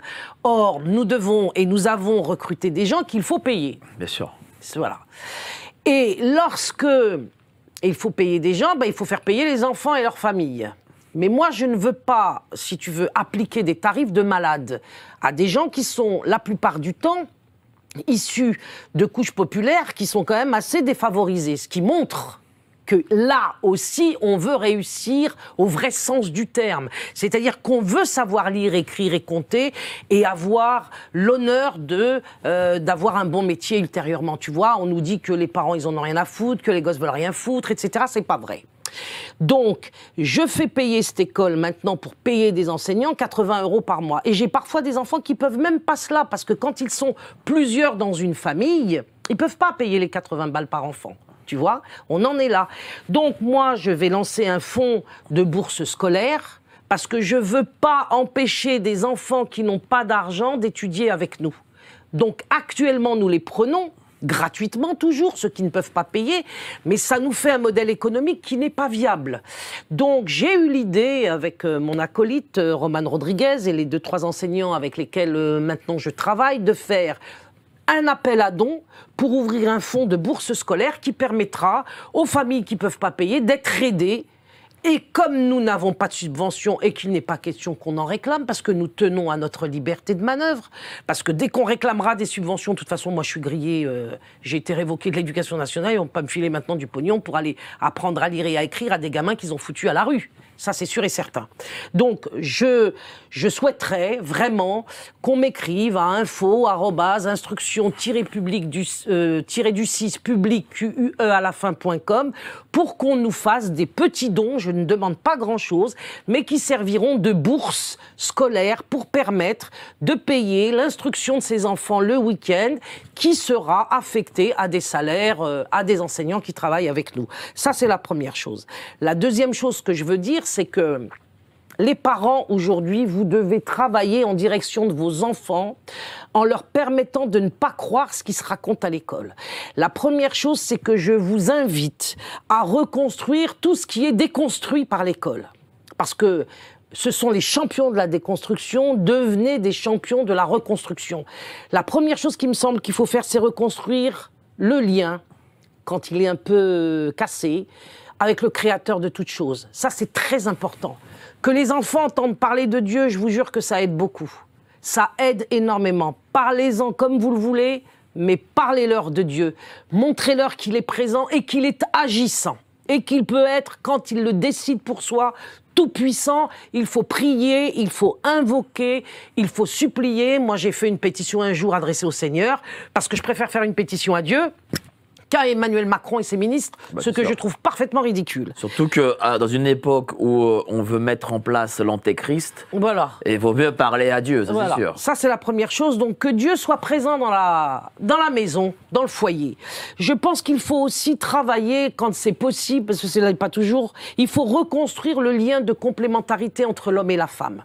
Il y a des activités possibles. Si vous venez dans mes conseils de famille en m'écrivant, justement, je vous dirai comment on peut mettre en œuvre des solutions qui reconstruisent le lien de complémentarité entre l'homme et la femme dans le foyer, y compris, même dans le cas de divorce, entre le père et la mère. Donc ça, c'est reconstruire le lien de complémentarité que l'idéologie égalitariste a détruit et détruit de plus en plus. Il faut aussi remettre la place de l'enfant sous l'autorité verticale et protectrice du père et de la mère. Donc, à ce titre, je vous en supplie, même lorsque vous avez des conflits, que vous êtes divorcés, faites en sorte, au nom de Dieu, de vous réconcilier au moins dans l'intérêt de l'enfant et remettez vos enfants sous votre autorité parentale. Ce qui veut dire que, par exemple, soyez d'accord pour élever vos enfants en leur expliquant que la majorité n'est pas à 18 ans, qu'il y a une majorité domestique et familiale qui se monte à 21 ans. Et que jusqu'à 21 ans, ils comprennent qu'ils ont besoin de la protection de leur père et de leur mère. 18 ans, c'est trop tôt pour être majeur. Donc moi, par exemple, j'ai élevé mes enfants en leur expliquant qu'à 18 ans, ils ne seraient pas majeurs, ils ne le seraient qu'à 21 ans, et que c'est la majorité de notre foyer et que celle-ci doit être respectée au sein de notre foyer. Il faut aussi faire en sorte que vous reconstruisiez les liens. Ah oui, il faut aussi marier les enfants jeunes. Pas 6 ans, évidemment. Mais 18, 19, 20 ans, s'ils ont eu un bac et qu'ils commencent à avoir même une formation professionnelle, faites en sorte de les marier jeunes parce que ça les équilibre. Ça évitera un certain nombre de cochonneries qui sont préconisées. Parce que quand ils sont jeunes, ils sont beaux, ils sont purs, ils sont innocents, ils aiment leur conjoint et ils sont prêts à faire des efforts qu'on ne fait pas à 40 ans. Donc, si vous vous mariez à 40 ans, vous êtes déjà dégoûté de la vie, vous êtes déjà dépressif, vous êtes déjà alcoolique ou tabagique ou drogué ou joueur de tiercé ou de jeux vidéo, vous n'êtes pas mariable. À 20 ans, vous l'êtes. Et si vous avez trouvé la bonne personne, parce que Dieu peut aider aussi dans ce domaine, vous verrez que les mariages qui sont faits les plus jeunes, eh bien, ils durent. C'est ce qui se passait pour la génération de nos parents. 20 ans, c'est un bon âge pour se marier. N'attendez pas je ne sais quel amour hollywoodien qui viendrait dans l'escarcelle de votre... Oui, ça n'existe pas. Ça n'existe pas. Ça, c'est la télé. Ça, c'est la télé, c'est Hollywood. Mariez vos enfants comme vous le pouvez, avec de bonnes personnes, et vous verrez que... Et soyez bons avec vos brus et avec vos beaux-fils et tout ça, c'est formidable de le vivre. Donc, il faut marier les enfants jeunes, il faut aussi... reconstruire dans l'esprit de l'enfant, et là il faut évidemment des partenaires, parce que vous ne pourrez pas le faire tout seul. Il faut reconstruire dans la tête de l'enfant la place centrale du maître dans le cadre de l'instruction. Parce que le pédagogisme, c'est de dire tu es l'enfant qui va t'instruire toi-même, tu es l'enfant au centre de ton instruction, ce qui fait qu'il devient illettré. Parce que comment un enfant va s'apprendre à lui-même ce qu'il ne sait pas ? Donc, on a dégagé le maître, on a dégagé l'autorité du maître dans la classe, ce qui fait que l'enfant, en fait, est un orphelin. Il est abandonné, livré à lui-même. Et quand ils sont 10, 15, 20, même 25 dans une classe, je peux vous dire, c'est le boxon, excusez-moi le terme, mais alors là, il n'y a plus de possibilité que l'enfant apprenne quoi que ce soit dans des classes sans maître, avec des animateurs écrasés par le poids du nombre de la démocratie enfantine, parce qu'on demande aux enfants de s'exprimer avant même qu'ils n'aient appris quoi que ce soit. Le pédagogisme, c'est donner la parole aux enfants. Imaginez que vous donnez la parole à des enfants qui ne savent rien. sur le plan des savoirs, mais qui peuvent en effet exprimer leur ressenti. Ah ben, je me sens une fille, pourquoi pas?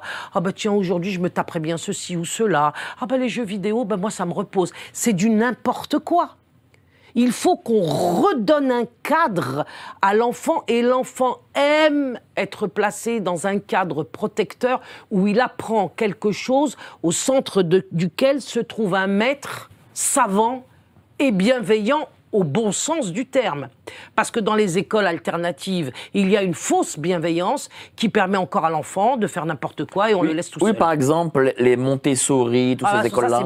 Ça, c'est misérable. À l'école Montessori, on a affaire à une grosse arnaque qui coûte très très cher, où encore une fois, comme à l'éducation nationale, alors que les gens pensent faire autre chose, on met l'enfant dans la situation d'être son propre maître. Donc ça s'appelle un abandon. On crée des orphelins. Comment voulez-vous après qu'ils ne deviennent pas dingues? Comment voulez-vous après qu'ils ne s'opposent pas à la communauté des adultes, qu'elle soit au sein de l'école en particulier, ou même de retour à la maison avec leurs propres parents? Aujourd'hui, les enfants sont ingouvernables parce qu'on ne les a pas gouvernés. Il fallait les gouverner. Donc Montessori ou école privée sous contrat, c'est pareil. Y compris les écoles musulmanes où il y a quand même un avantage à y aller, c'est que pour l'instant il n'y a pas d'éducation sexuelle, mais combien de temps? Parce qu'ils vont vite baisser le pantalon, probablement, c'est le moins qu'on puisse dire. Mais dans les écoles musulmanes privées, aujourd'hui, on fait du constructivisme et du pédagogisme. Voilà. Alors après, on vient nous dire, oh bah oui, ce sont des réseaux d'islamisation de la France. Quand on connaît les programmes de l'école Averroès, par exemple, on meurt de rire. C'est quoi? Bah, c'est la même chose qu'à l'éducation nationale, peu ou prou. Alors évidemment, les gonzesses, elles ont un foulard, les mecs, ils ont peut-être un camis, et alors? Mais on est forcément, quand on est conventionné par l'État, il faut arrêter de prendre les gens pour des imbéciles.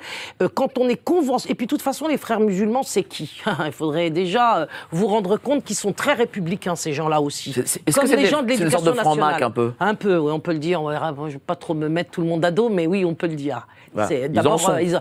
Frères musulmans, FM. Alors, on peut dire ça déjà. Bon. Ça ressemble. Ça ressemble beaucoup. Voilà, donc il faut reconstruire la place centrale du maître dans l'instruction.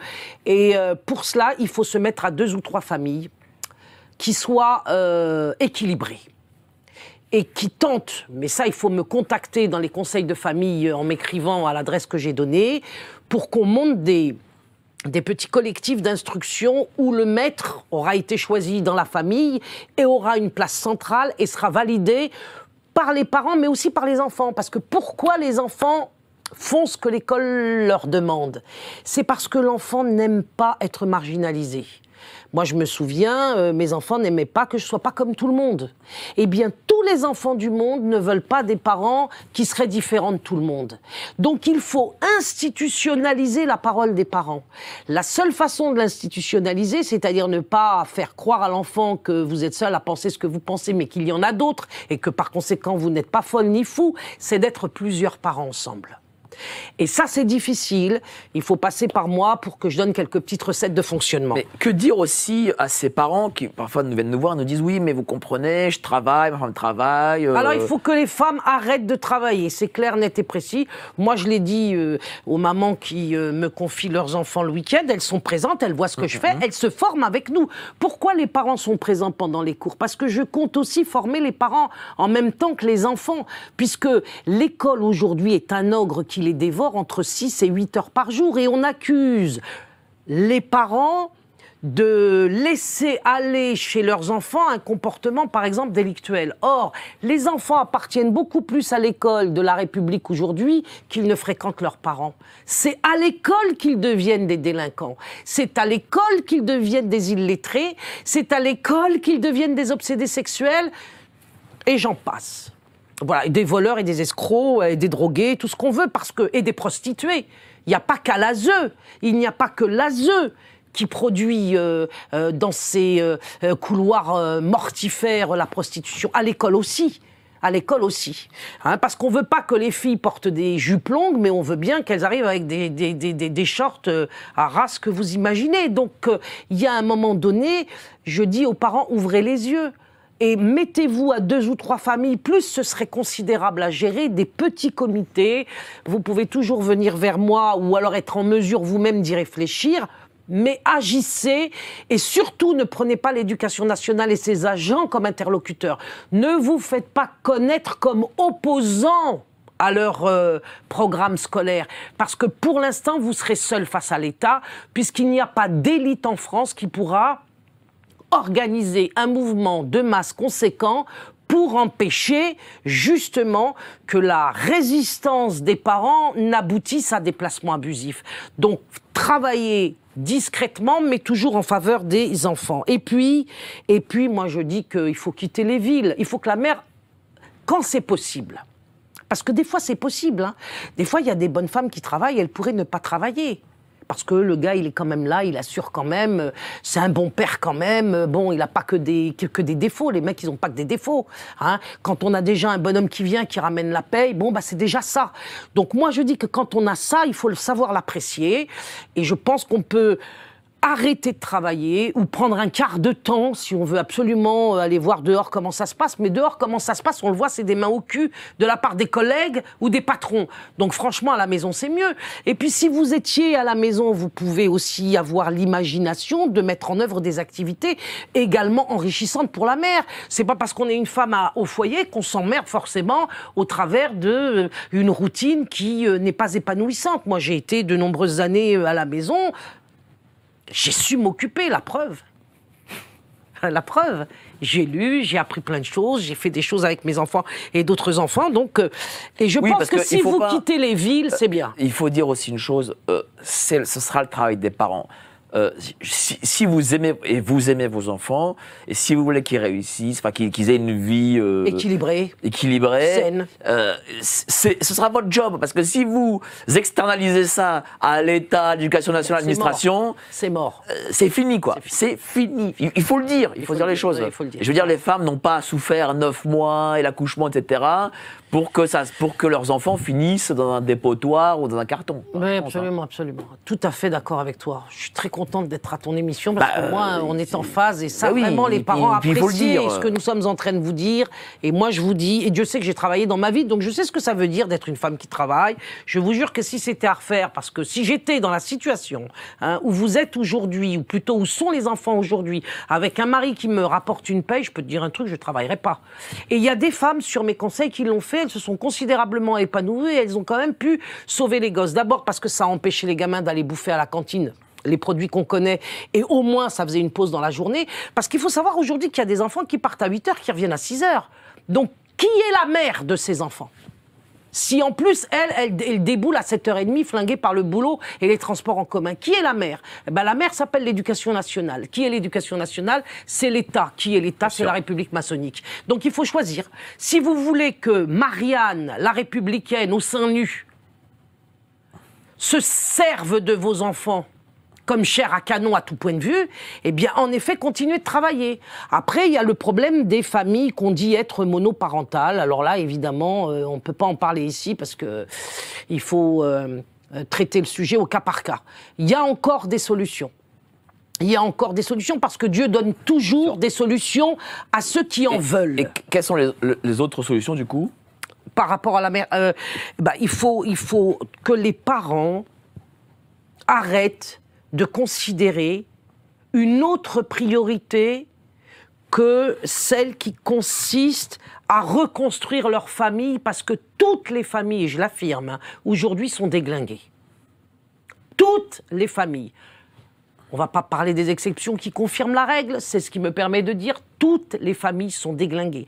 Donc il doit y avoir, et c'est vraiment la conclusion, qu'il faut absolument qu'une priorité nationale touche chacun d'entre vous, ou plutôt une priorité familiale, parce qu'il n'y aura pas de média qui va en faire une priorité nationale. Il faut qu'une priorité familiale, des familles conscientes aujourd'hui se mobilisent pour reconstruire la famille traditionnelle. Il faut qu'il y ait des comités qui se créent discrètement dans les immeubles ou dans les campagnes pour simplement en parler et voir comment on peut faire. Et encore une fois, je vous dis, ne soyez pas nombreux. Ne courez pas derrière les mouvements de masse qui n'aboutissent à rien. Faites un travail au quotidien avec même une autre famille que la vôtre et essayez de mettre vos ressources en commun en priant de surcroît. Les résultats peuvent être, et nous en avons vu, absolument prodigieux. Puis quant à ceux qui peuvent partir, parce qu'on peut aussi le dire, foutez le camp, parce que ce pays n'est plus du tout un endroit salubre pour les enfants, ni pour l'homme, ni pour la femme, ni pour le père et la mère. C'est-à-dire partir à l'étranger. Dans certaines régions du monde, on peut encore vivre comme un homme, peu ou prou, comme une femme, peu ou prou, comme une mère, davantage qu'ici, et préserver ses enfants de cette sexualisation. Et là, ils vont subir, on ne l'a pas dit, mais puisqu'on l'a évoqué tout à l'heure, il faut aussi en parler, les mômes qui vont être illettrés et sexualisés vont subir maintenant la propagande de l'euthanasie, hein. Ils vont être aussi mentalement euthanasiés, enfin, instruits de cela. Donc, on ne peut pas laisser... Moi, j'ai une famille musulmane que je connais, je dirais pas la ville pour pas qu'on la reconnaisse, mais pourtant, c'est une ville où il y a beaucoup de cas, et pas seulement d'enfants musulmans, mais vous avez des adolescents dans une certaine école dans le centre de la France aujourd'hui, où il y a eu une telle propagande transgenre qu'ils sont extrêmement nombreux à vouloir se faire opérer et qui vont le faire sans l'autorisation des parents, dans le dos des parents. Enfin, c'est abominable. Alors, on nous dit que ces opérations ou que cet état mental n'est pas une maladie. Moi, je veux bien croire que c'est pas une maladie. Mais alors, si c'est pas une maladie, pourquoi on rembourse ces opérations par la sécurité sociale à 100%? Là encore, c'est un double bagne, c'est une double contrainte qui rend fou. Parce que soit c'est une maladie, il faut donc soigner et empêcher les gens de se faire mutiler, surtout les adolescents, mais aussi les adultes. Parce que des adultes, on dit toujours, oui, mais moi, les mineurs. Mais il faut comprendre que les mineurs, ils ont pour modèle des adultes. Donc, on ne peut pas dire les adultes peuvent faire ce qu'ils veulent, et par contre, je vais œuvrer pour que les mineurs ne fassent pas cela. Mais ça marche ensemble, puisque c'est l'adulte qui ouvre la voie aux mineurs. Par exemple, sur la pornographie, on ne peut pas dire, comme certaines, empêchons les mineurs de regarder de la pornographie. D'abord, les moyens ne sont pas réellement pris. Et deuxièmement, si les adultes aussi consomment de la pornographie, c'est la porte ouverte pour que les enfants le fassent. Donc ça, il faut arrêter de raconter n'importe quoi, il faut être cohérent. Et là, on est dans une incohérence schizophrénique, puisqu'on dit aux enfants un certain nombre de choses, et comme je te l'ai dit au début de l'émission, boum boum, on les ramène quand même dans l'endroit dont on dit le plus grand mal. Voilà, donc il faut reconstruire la priorité qui doit être donnée aux familles. Si vous pouvez quitter cette république maçonnique et aller dans des endroits où il reste encore un peu de santé mentale, parce qu'on en est là, eh bien, allez-y. Si vous ne le pouvez pas, faites en sorte que les femmes cessent de travailler, parce que ça, c'est encore possible quand même.